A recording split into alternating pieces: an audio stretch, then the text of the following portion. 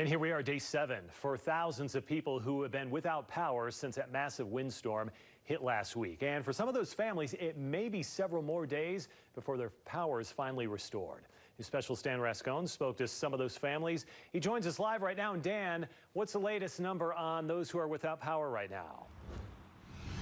Yeah, Mike, according to the Rocky Mountain Power website there, they now have 2,995 customers still without power, so they're making some great progress. We all know this was a massive storm here. I mean, look at the size of the trees that were brought down as a result of this storm, along with that power lines. Now, one of the big issues we noticed amongst these families still without power, no internet. That's a big deal for people who have kids who are doing their homework online.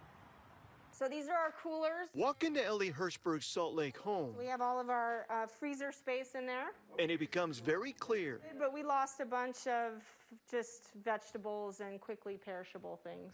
They are still dealing with the destructive power of last Tuesday's storm that wreaked havoc in northern Utah.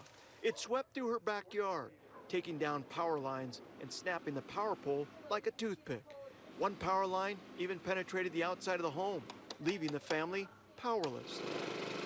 For Ellie, the internet is everything. Her 9-year-old son There are some technical difficulties. is trying to do online schooling, and the internet is not working so well. I got kicked off the internet 2 times. Oh, 2 times. 2 times today. It's a little bit crazy in this day and age that our #1 priority is to hook up the router, but that seems to be hot water and router are our 2 priorities right now. Ellie is an intensive care unit doctor. Her husband is also a doctor, so their lives were already extremely hectic, and now this. I think from an organizational standpoint, it's just been a little difficult because we've all got busy schedules. We all had places to be. It's a mess. It's a bleep show. It's not been very fun. Billy Boucher lives a couple doors down. He too is putting ice in his refrigerator to try and keep things cold.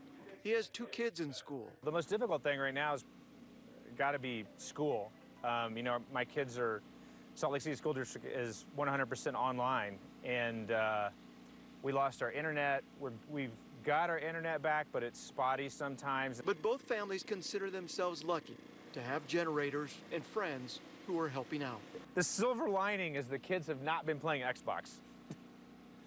So they've been reading more. We've played some games, though. We've done some camping in our house. We've been reading every night. Now, there's no telling when the power will be turned back on for these families. Rocky Mountain Power is saying they're doing everything they can, working 24/7 to get that power back on. Mike, back to you. Good to see they're at least getting a little more reading done, though, Dan. Yeah.